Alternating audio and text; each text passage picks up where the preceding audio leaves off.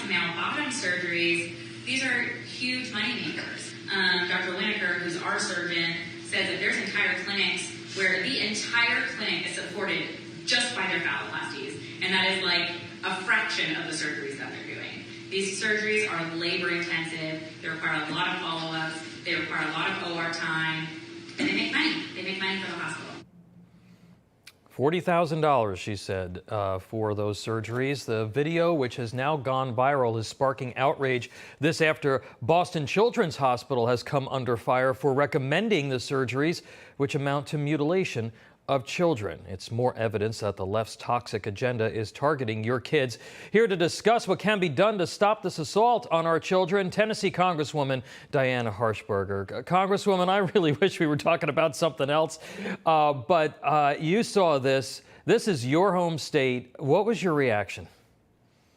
Oh, it's an abomination. You know, Vanderbilt is a fine institution, but the words pediatric transgender should never be used in the same sentence. And when they talk about the clinic that they are running, and there you just played the clip, it's all about the money. All you have to do is follow the money and you'll find your answers. This is an abomination, not just to our state, but to the whole country, that this is an accepted form of what they call care. Yeah. And, you know, when you look at the video and then some of the other things that have been uncovered, that they look at this as pediatric care to children starting at age 6. Anybody that is a parent or a grandparent would say there is no way. These children's brains have not developed. You can cause confusion and chaos, and it's the very teachers and our healthcare providers that they should absolutely trust that are causing this confusion. And, you know, they need to be held accountable, and we need to do an investigation, and that's exactly what our governor's doing. You know, to make it even worse, Congresswoman, after that speech, which put the business of medicine over the patient's health and mental health, another official from the hospital got up and said this. If you are going to assert conscientious objection, you have to realize that that is problematic. You are doing something to another person, and you are not paying for the cost for your belief. So essentially, if you don't comply, even if it's for your deeply held religious beliefs, you're going to face consequences. Can you believe that this is happening in your state of Tennessee? No, absolutely not. We are the beacon for freedom. People are moving to this state in record numbers because it's a well-run state. We believe in faith and family and freedom and the flag. And to hear that this is happening in a red state, a very red state, would be unheard of. Now, if it's going on in Tennessee, where else is it occurring that people haven't even thought about? And we need to start asking questions. That's an attack on freedom of religion, for one thing. And here we go. You know, you think that you're sheltered as a red state, but you're not. Yeah. And it's up to us as legislators, your local, state, federal legislators to step in and say, this is wrong. Yeah. We have to be a voice for those parents and for our freedoms. Yeah, Congresswoman, you know, we've seen drag shows for kids in Tennessee and in other conservative states.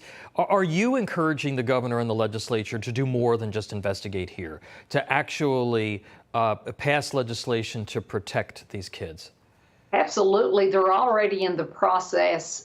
The AG said he'd use the full scope of his authority to look into this. The governor said this is an abomination, basically. You've got state representatives and senators who are already, in the midst of legislating things to stop these type of programs. And, somebody has to be the defender of our future. And these children are our future. I am a mother and a grandmother. And of course, I'm going to stand up despite what anybody else says, because these children's brains, these adolescent brains have not formed to make the ability. This is an irreversible procedure when they go down this road. Yeah. And these puberty blockers are one thing. But when you get into cross-sex hormones, and as a pharmacist, I can assure you that they don't even know the long-term effects of these drugs. Yeah. Yeah, look, I mean, it is, as you said, an abomination. I only have about a minute left with you, Congresswoman, but I want to switch gears with you. Yesterday, House Republicans rolled out their Commitment to America plan. Here's Minority Leader Kevin McCarthy.